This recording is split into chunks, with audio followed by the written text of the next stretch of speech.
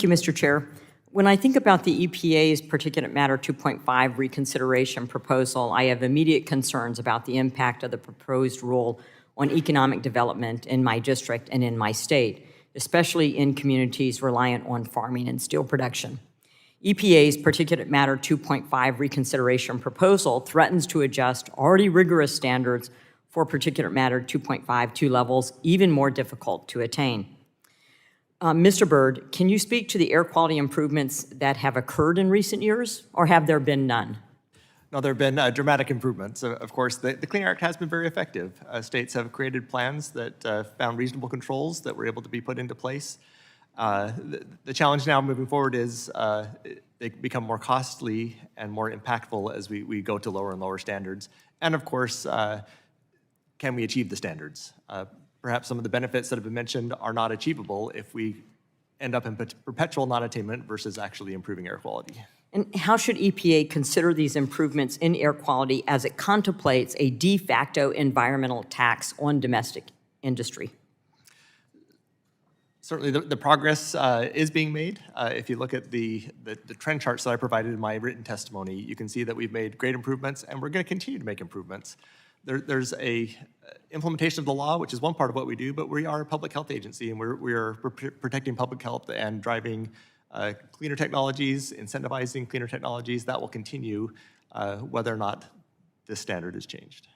Yeah, speaking of cleaner technologies and new technologies, I'm particularly interested in the potential impact of the PM 2.5 proposal on the American steel industry, which leads the world in clean steel production, 40% cleaner than other countries.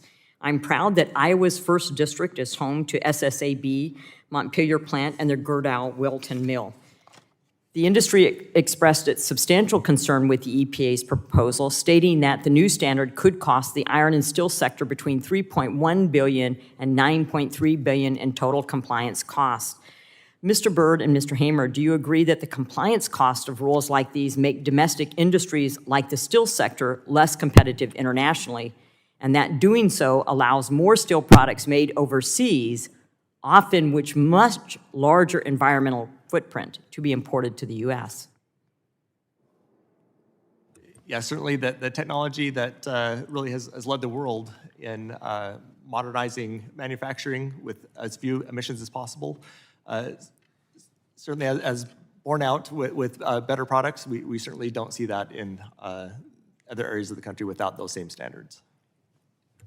I agree 100% with your comments, Congresswoman, as well as Mr. Byrd's. And when steel is imported from overseas under less environmental safe conditions, does that air stay in China or India, for example? Not to my knowledge. Okay.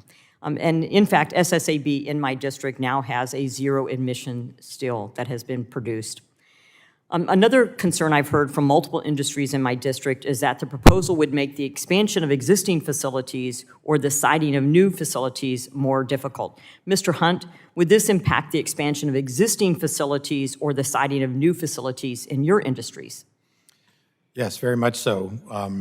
We've looked at a number of projects that just recently got permitted under the 12 microgram standard, and the vast majority of those would not be able to proceed.